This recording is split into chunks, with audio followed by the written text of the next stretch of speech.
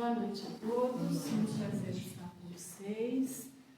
Muito obrigada pela oportunidade de estarmos aqui falando em nome de Jesus, trazendo um pouquinho do seu Evangelho. E a gente faz questão de trabalhar sempre, nessa linha do Evangelho. Hoje eu escolhi como tema o capítulo 19, que fala sobre a fé. Ele começa falando de uma passagem de Mateus que eu vou transcrever para vocês, eu vou ler para vocês. O poder da fé. Quando Jesus veio ao encontro do povo, um homem se aproximou dele, ajoelhou-se a seus pés e disse: Senhor, tende piedade do meu filho, que está lunático e sofre muito, pois ele seguidamente cai ora no fogo, ora na água. Apresentei meu filho aos seus discípulos, mas eles não puderam curá-lo. Jesus respondeu ao Senhor, ao pai do menino: Ó raça incrédula e perversa, até quando estarei com vocês? Até quando sofrerei com vocês? Traga o menino até aqui. E Jesus, repreendendo o espírito mau que o acompanhava, fez com que este se afastasse, curando-o no mesmo instante. Então os discípulos vieram buscar o mestre e em particular lhe perguntaram: Mestre, por que nós não conseguimos afastar esse demônio?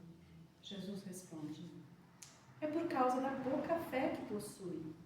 Pois eu digo, em verdade, que se tivessem fé do tamanho de um grão de mostarda, diriam a essa montanha: transporte-se daqui para lá, e ela se transportaria, e nada seria impossível a vocês.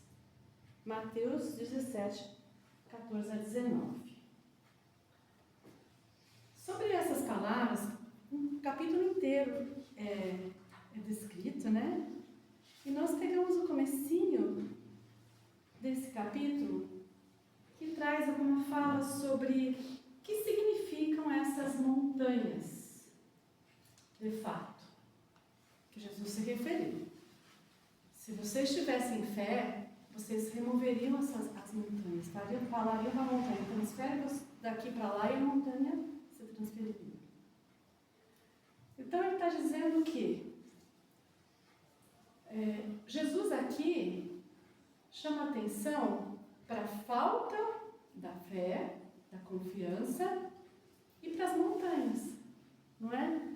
E no começo ele fala assim, que nessa primeira parte ele compara, as montanhas como dificuldades ou limitações ou empecilhos, que fazem o quê?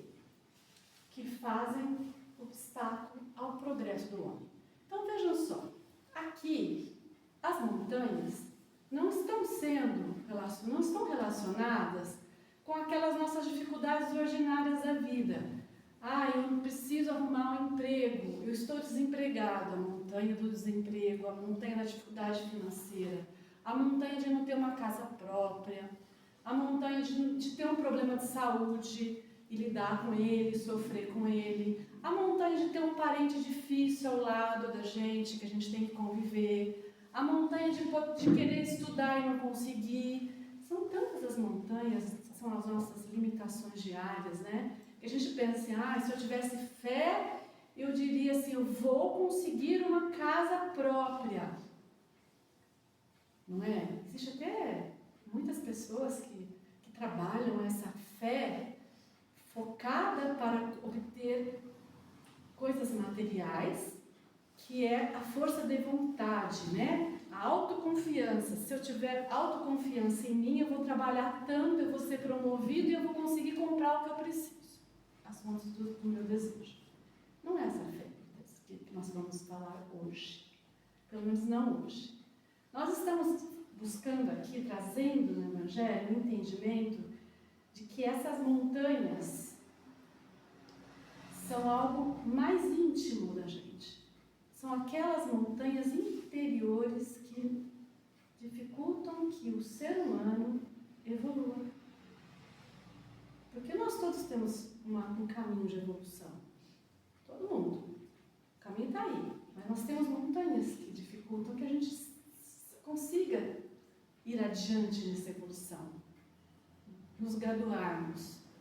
E essas montanhas são posicionamentos, são posturas interiores que Jesus traz, que o Evangelho nos mostra. Logo no comecinho ele fala isso. Ele fala, olha, as montanhas que vocês devem trabalhar e retirar da frente são as montanhas das dificuldades que impedem o seu progresso. Por exemplo, a montanha da resistência e a montanha da má vontade. Está escrito ali. O que seria essa montanha da resistência? Resistir é ter dificuldade de mudar. Resistir a transformações. Resistir a mudanças. Não é? Muitas vezes a gente tem muita dificuldade de mudar aquilo que nós conhecemos, o que nós não costumamos, nos habituamos a ser, a trabalhar, a desenvolver no dia a dia, a nos relacionar. A gente vai mudando sempre, porque eu quero manter assim, porque eu nasci assim. Eu já ouvi um dia uma filósofa falando assim, é a síndrome de Gabriela, né? Eu nasci assim, eu cresci assim, vou morrer assim, vou ser sempre assim. E essa resistência é um obstáculo, porque ela dificulta que a gente se abra para o novo, que a gente se abra para outras coisas além daquilo que a gente já sabe, mas saber mais. E progresso significa ir adiante em tudo, né? Então, se eu tenho resistência, mudança de atitude, resistência a ser resignado, tem coisas que a gente tem que ser resignado mesmo, né? Eu tenho um calo no pé e eu não consigo tirar esse calo. Eu vou me resignar, eu vou viver com esse calo a vida inteira. Tem coisas que a gente que não depende de nós mudarmos. Então, resignação entra aí, mudança de atitudes diante hábitos arraigados, diante opiniões, não é? Resistência. Má vontade. Está muito ligado com resistência, né? Mas a má vontade, ela está explicitamente dizendo em dificuldade de ser prestativo. Não é? Existe muito aquela fala assim, mas isso não é minha função. Eu vou fazer, porque é função dele. Ele é o presidente da casa, que se vire com o data show aqui, eu não vou arrumar. Eu poderia arrumar, mas não é minha função. Não é meu trabalho. Cada um com a sua parte, né? Tem aquilo, ema. Sim, esse ditado horroroso, né? Que é contra a caridade.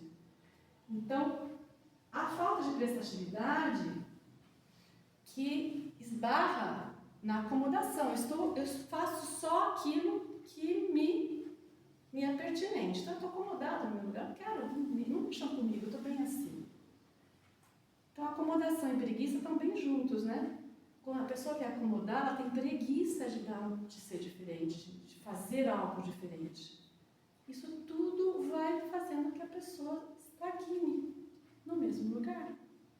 Estagnação é o oposto de progresso. Como diz aí a leitura que nós fazemos aqui no começo, a alma, ela existe, ela foi criada para crescer, para progredir, para se iluminar. E ela vai crescer em todos os aspectos para chegar à fonte criadora. Então, nesse crescimento, inclui crescimento de conhecimentos, inclui crescimentos de sabedoria, está tudo embutido. Isso é nossa função. Se nós nos negamos a trabalhar nesse caminho ascendente de crescimento para nós mesmos, nós estamos nos fazendo um desserviço. E a negação em evoluir é a mesma coisa que andar, que retroceder. Porque tudo evolui. Uma das leis divinas é tudo no universo evolui. Se eu me recuso a evoluir, eu estou retrocedendo, porque tudo está andando, eu estou parado. É como se eu estivesse andando para trás. Montanhas também, continuando nas montanhas que são obstáculos, os preconceitos da rotina. E aí eu coloquei uns exemplos que eu busquei na internet, o que significa preconceito, né? Quais são os preconceitos que se fala? Tem vários, né, gente? Além daqueles mais batidos, eu coloquei exemplo. Preconceito de xenofobia, que é de pessoas de regiões diferentes, uma tem preconceito do outro, tem preconceito de quem nasce na Argentina, tem preconceito de quem nasce na Arábia, e são, né? Eu tenho preconceito, eu não gosto muito do argentino, acho o argentino muito arrogante. A gente tem, assim, alguns preconceitos, né? A gente nunca viu o argentino na frente, mas a gente já ouviu falar que o argentino é arrogante, principalmente por causa do futebol, né? E aquilo fica na mente do consciente coletivo. E a gente acaba absorvendo. A gente, quando conhece um argentino, a gente já conhece assim, será que ele vai ser legal? E já vai com o pé atrás, né? Preconceitos. Preconceito de capacitismo. Será que aquela pessoa tem capacidade de fazer esse trabalho ou não? Eu não sei, ela parece ser meio assim, meio um pouco de limitação. Será que ela vai ter capacidade? E aí eu não aposto, né? Preconceitos de idade.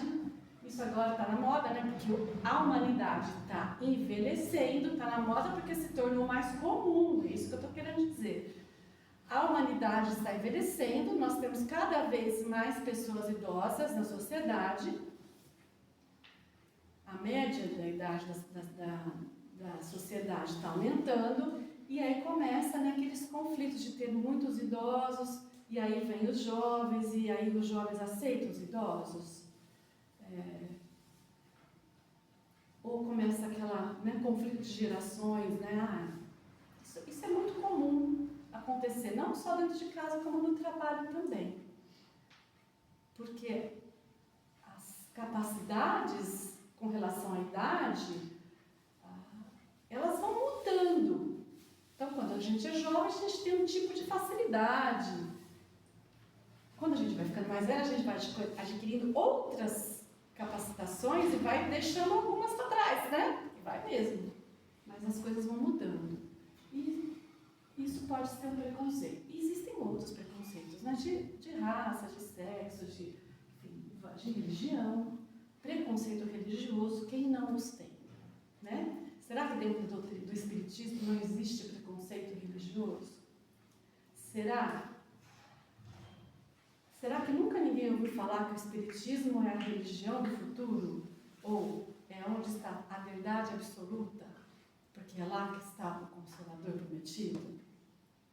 Será? Outro dia eu fiz uma palestra aqui e eu falei exatamente sobre isso. Será que só os espíritas são os trabalhadores da última hora? Né? Há quem acha isso, que os trabalhadores da última hora são os espíritas, que vão se salvar, né? Mas eu perguntei assim, e os cristãos, vamos expandir para os cristãos, será que os cristãos vão ser aqueles que vão se salvar, porque seguem Jesus? Eu pergunto assim, e o resto? E a metade da humanidade, que não é cristã? Será que ela não vai se salvar? Né? Então são preconceitos que nós temos, às vezes de religião, de achar que a nossa religião é a que tem todas as verdades contidas nela absolutas e a outra não. E o que é verdade? O que é verdade absoluta? Será que alguém saberia dizer aonde está a verdade absoluta de fato? Nós não somos nada em termos de conhecimento ainda. A humanidade ainda está engatinhando. Será que nós temos a verdade absoluta dentro de nós? Por mais que a gente estude, por mais que a gente seja um gênio, não é? Eu não creio. Eu creio na verdade relativa. Tudo é relativo. E o que é verdade hoje, daqui a um ano, não é mais. Do jeito que as coisas estão rápidas hoje, é um ano, não é? O que era verdade ontem, lá em 1960, deixou de ser verdade há muito tempo. O que foi verdade em 2020 já não é mais verdade hoje.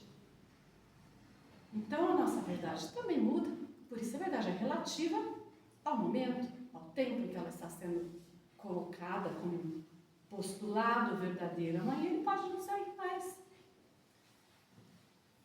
Então esses preconceitos nos impedem de ver realmente que a verdade é relativa.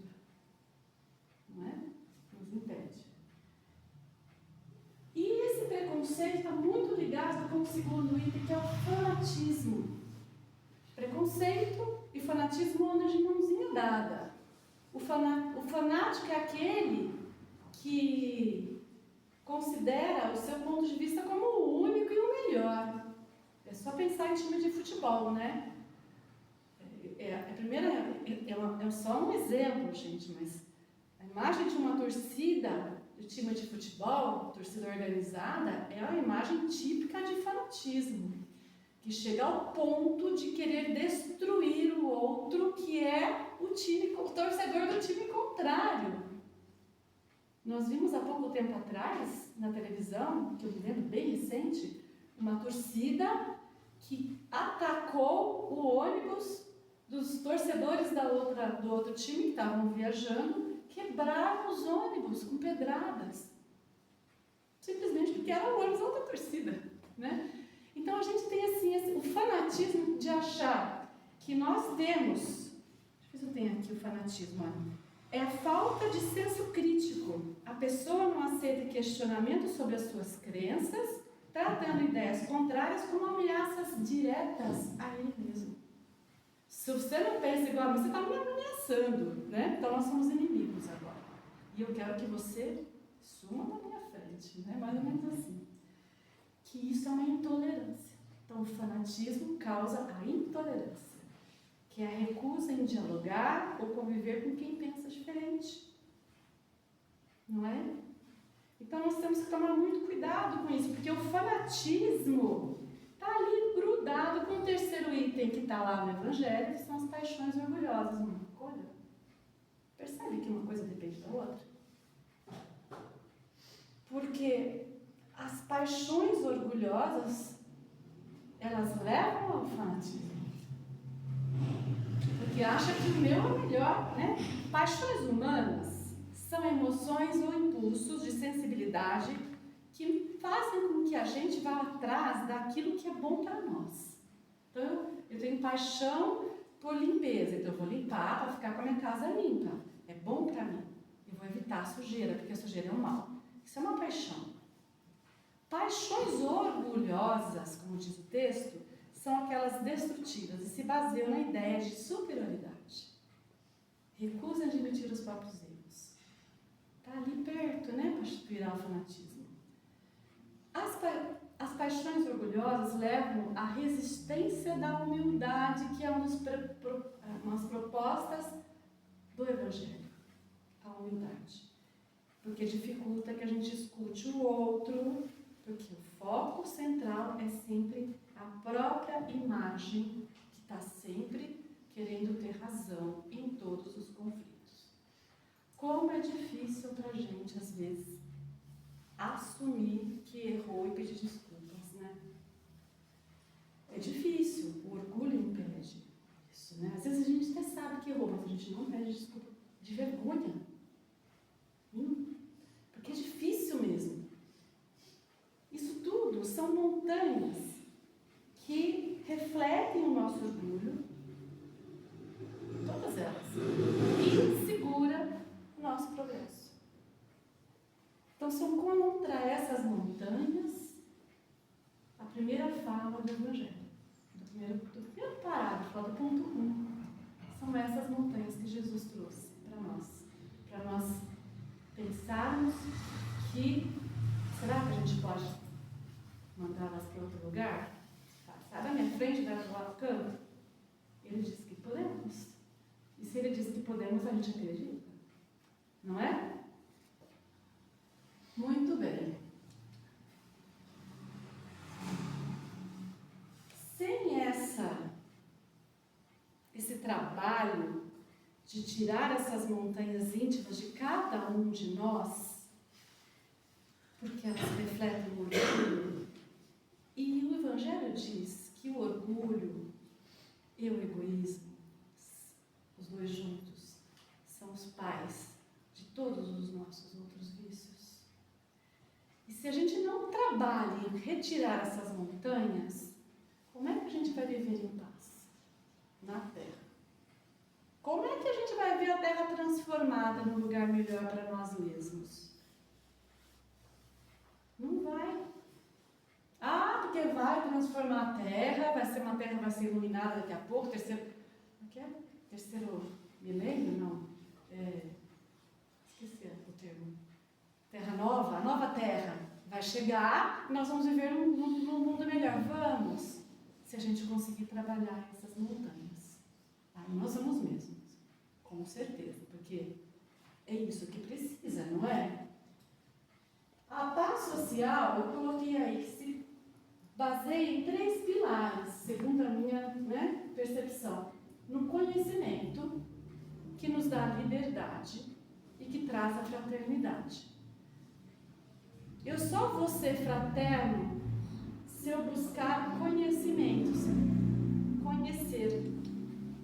conhecer para poder me basear nas minhas opções reais e boas, porque eu sei. Confiança como certeza.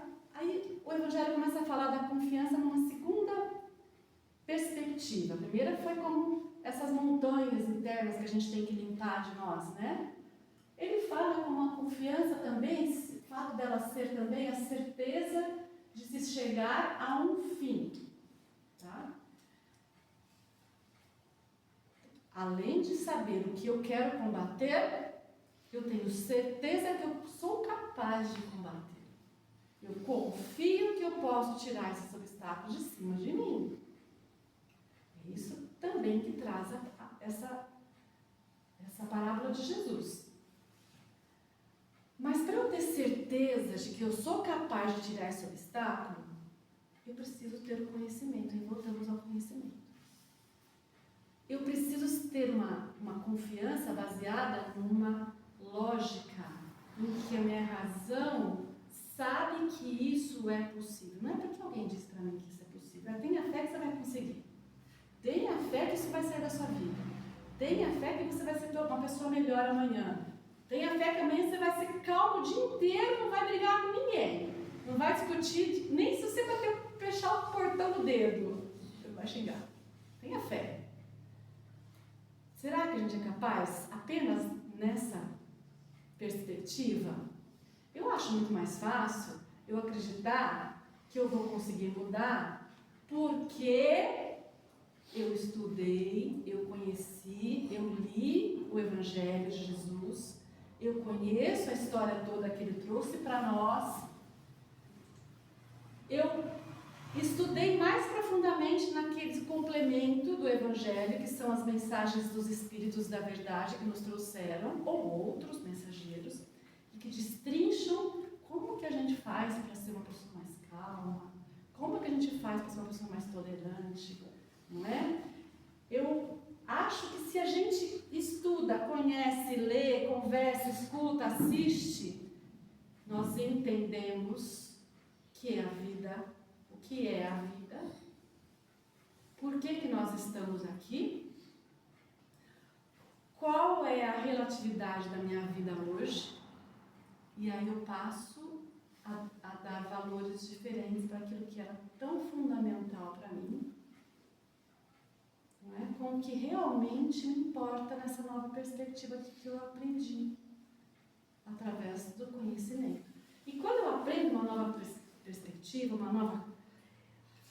são novas situações, eu sei que se eu abrir mão da minha situação hoje, eu sei que se eu for pacífico, se eu for tolerante, se eu respirar fundo e não responder à ofensa, eu sei que isso parece uma inferioridade social, mas eu sei que isso me eleva. Eu sei que se eu perder hoje um bem material e aceitar às vezes com mais calma, eu sei que eu vou estar dando um passo. Eu sei que a vida material, ela é relativa, ela não é absoluta. E todas as limitações que eu tenho na minha vida, física, mental, espiritual, seja qual for, elas são passageiras, porque eu sei o que a vida significa de fato. Eu consigo visualizar. O Evangelho, ele é isso, ele é um roteiro de o que é a vida de fato e como que eu tenho que agir para conseguir ter essa confiança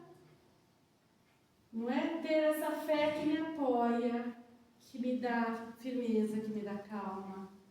Como? Está aqui. A gente tem que ler, a gente tem que compreender. Então, isso eu convido até para sexta-feira de Bíblia. E ele fala também que a fé quando vacila é aquela fé que não é baseada na razão, no conhecimento, na razão. E a fé vacilante é aquela fé em que a gente acha que só depende de nós obter.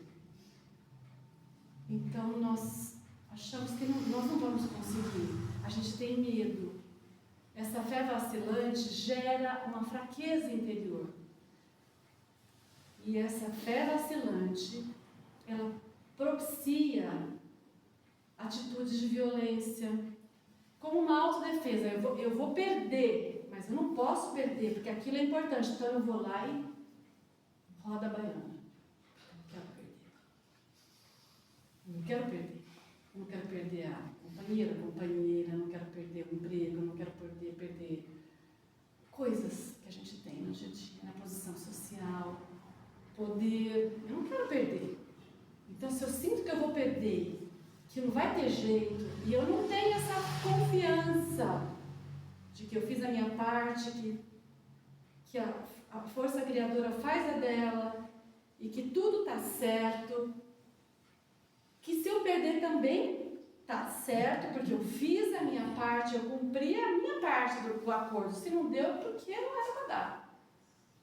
E eu sei, eu entendo porque que não era para dar. Eu já estudei, eu já compreendi que a vida é assim, são experiências que a gente vai passando, muitas vezes com ganho, muitas vezes com perdas, porque a gente vai plantando e colhendo e vamos com essas perdas, esses ganhos, aprendendo para nos libertar.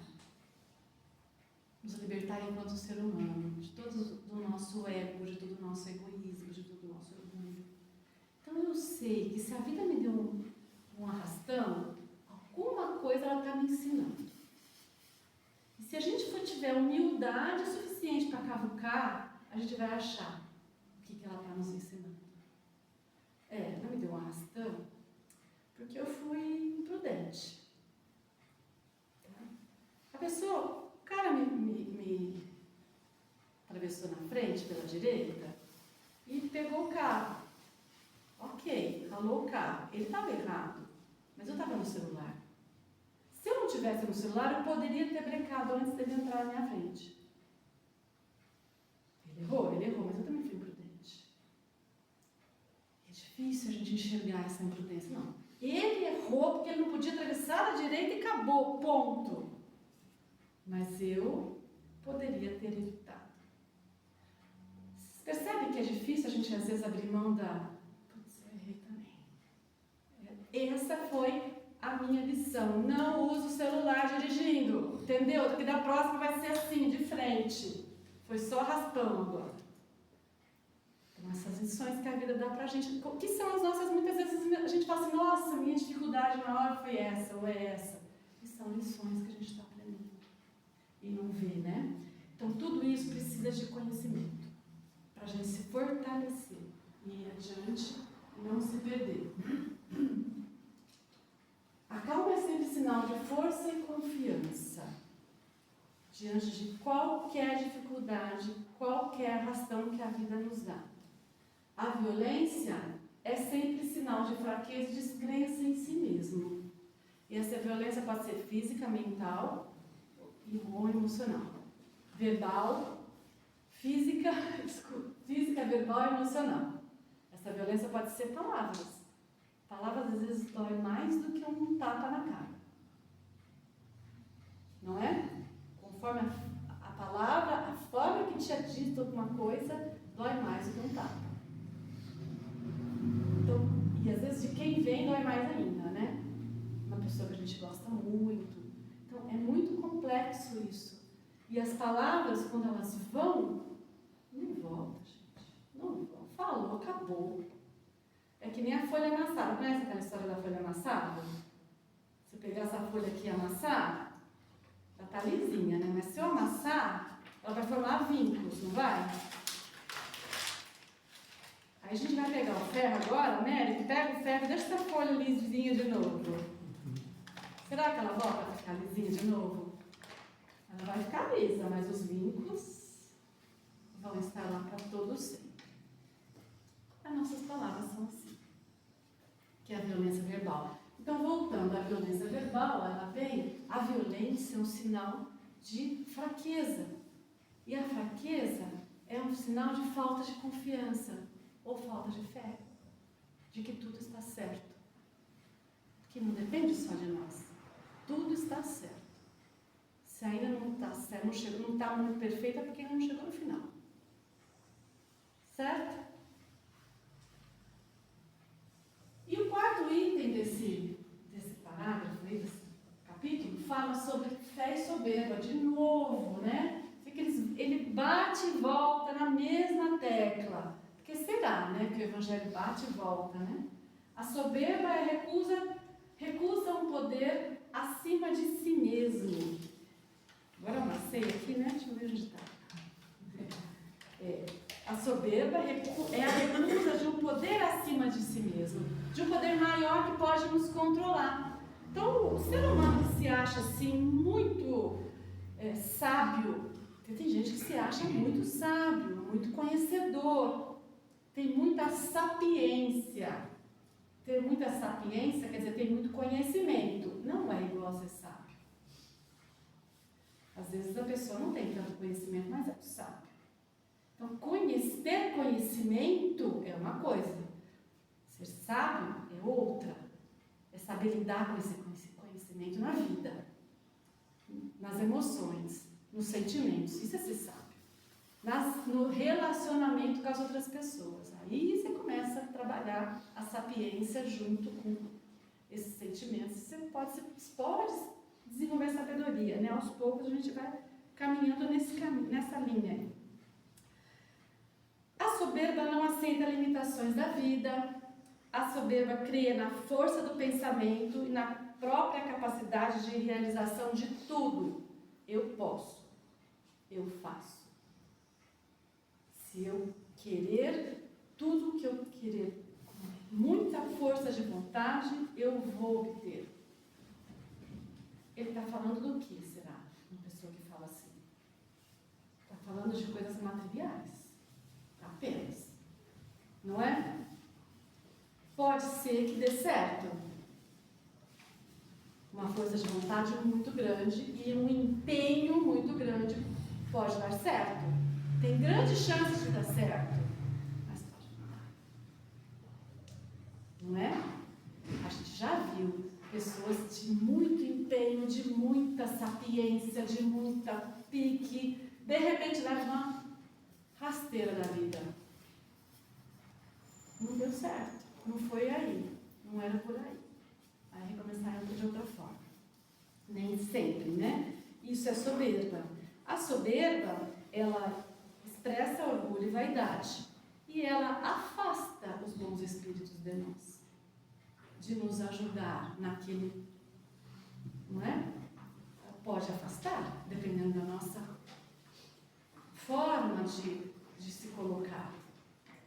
A fé, que entende e aceita uma força perfeita e suprema que rege os nossos destinos, que seria a fonte criadora, ela é o oposto da soberba. Então, eu posso, eu faço, eu tenho poder, mas eu acredito que tem algo a mais que vai me impulsionar para frente, que vai me dar a última palavra, vai, consegue. A minha vida, a minha existência, ela é regida por uma força maior, por uma lei divina, por uma caminhada, e é nesse fluxo que eu vou. Se eu estiver fora desse fluxo, pode ser que por mais que eu tenha que chegar lá, eu não consigo. Então, a fé é acreditar que a gente, além de nós, temos alguém, algo a mais. E aí os bons espíritos estão prontos para nos ajudar no nosso esforço e complementar nossos objetivos, nos ajudar a chegar lá. E finalmente, né, vamos falar um pouquinho, lembrando que A fé e a soberba são o oposto, a soberba é o oposto da humildade. A fé cura. Existem muitos trabalhos de cura, curas espirituais, não é? Então a gente sabe hoje que tudo é energia. A matéria, de fato, ela é energia condensada. Tudo é energia. Isso aqui é energia. Isso aqui pode se desfazer em ondas energéticas. Hoje a ciência já descobriu isso, que tudo é energia. Então, se tudo é energia, se a matéria é energia, será que podemos manipular a matéria energeticamente? E a ciência descobriu mais, né? Ela descobriu que a energia, ela pode ser modificada pelo pensamento. O pensamento atua sobre as ondas eletromagnéticas. Isso já é conhecido da física quântica. Olha só, se o pensamento atua sobre os elétrons, e isso aqui é construído por elétrons, então o pensamento atua sobre isso aqui. Aí a Vanessa fala assim, isso aqui não funciona. Eu vou olhar para ele e falar assim, vai funcionar. A força do meu pensamento. Se eu tivesse a fé do tamanho do grão de mostarda, isso aqui ia funcionar. Mas eu não tenho. Então não funciona, né, Vanessa? Vai ter que ligar e desligar até funcionar. Mas vocês percebem que quem tem esse conhecimento, primeiro que é um conhecimento técnico, saber que a matéria pode ser manipulada, porque ela é energia. Isso é conhecimento. Isso é sapiência, né? Aquele conhecimento que se adquire aí nas academias. Se essa criatura tem esse conhecimento e junta com esse conhecimento a vontade de ajudar o próximo que vem do alto, ele promove a cura. Ele consegue promover a cura. É qualquer um? Não é, né? Acho que não é. Mas é explicável. É a verdade que Jesus prometeu que a gente poderia fazer, né? Jesus não prometeu, sois Deus, podeis fazer o que eu faço e muito mais. E hoje, 2000 e tantos anos depois, a ciência está chegando em fenômenos de energia que transforma a matéria. É claro que a gente ainda está longe de Jesus, que para nós isso ainda foram milagres que ele fez, né? Mas hoje a ciência está explicando alguns milagres, já explicou vários, que a gente achava que era milagre, lá em os índios mesmo, né? Quando chegamos aqui, portugueses chegaram aqui, deram para ele a cachaça, para os índios, botaram fogo na cachaça. Milagre, a água pegou fogo. Para eles foi um milagre. A água não pega fogo. Como é que esses portugueses conseguem fazer a água pegar fogo? Milagre. E assim, um exemplozinho muito simples, mas existem várias situações que hoje nós já explicamos, a ciência explica detalhadamente, coisa que há 20, 30, 40, 50 anos atrás não se explicava. Que milagre maior do que pegar meu celular agora, ligar lá para o Japão e falar com o japonês? Agora. Se a gente fizesse isso há 50 anos atrás, não seria um milagre? Seria. Então a gente hoje já explica muitos milagres. A cura ainda é considerada como um milagre, a cura física de uma doença, né? Mas daqui a pouco a gente vai ver que não é. Que é uma manipulação da energia do nosso corpo, que é energia, pela energia de outro corpo mental, que sabe usar a sua vontade e consegue atuar sobre a célula do nosso corpo, promovendo uma transmutação nessa célula. E aí essa célula muda de doente, ela fica sã, milagre. Não vai, isso ainda é hoje considerado, mas não vai mais.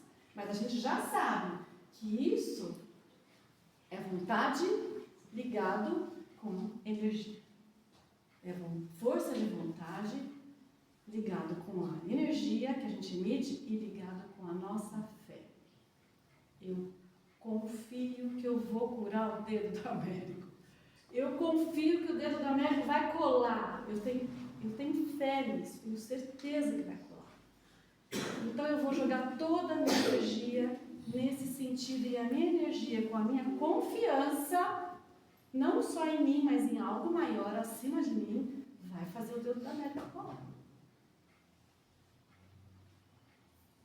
Né? Tem gente que faz assim, eu já ouvi falar de pessoas que fez osso mudar de posição, coisa assim, osso, porque pensar, não tinha jeito, estava com o osso, estava que nem Joanete, né? Não vai voltar sozinho, mas a pessoa falava todos os dias com o osso do pé dela. Todo dia ela falava, hoje você vai para um lugar, hoje. Ela foi falando durante muito tempo. Eu vi isso, cara. O cara falou isso, eu assisti, não me lembro quem foi. E mudou isso. Foi de um dia para o outro? Não. Foi muito tempo ele falando. Mas ele foi falando, e ele tinha tanta confiança naquilo, que ele podia obter, que ele mudou o osso em lugar. Então, isso tudo é cura, né? A cura produz resultados maravilhosos, tanto na matéria como no espírito. Mas a maior cura de todas, qual seria? Eu digo assim, para finalizar, que a maior cura de todas seria a gente conseguir transpor as nossas montanhas interiores que obstáculo, que atrasam o nosso progresso. Essa é a maior cura. Quando nós conseguimos curar a nós mesmos, tudo aquilo que nós começamos a falar, nossa transformação de resistência, a nossa resistência, a nossa má vontade, os nossos preconceitos, as nossas paixões orgulhosas, o nosso fanatismo, por exemplo, que resumindo tudo é orgulho e egoísmo, né? Nós, como centro do universo, nós pensamos em nós mesmos. Quando nós conseguimos curar isso, transpor essas montanhas, tirar essas montanhas da nossa frente, ou então subir essas montanhas e sair para o outro lado, ultrapassá-las, aí nós vamos conseguir nos curar completamente de tudo. E essa é a mensagem que eu gostaria de trazer para essa noite. Muito obrigada, uma boa noite para vocês, e até a próxima oportunidade, se Deus quiser.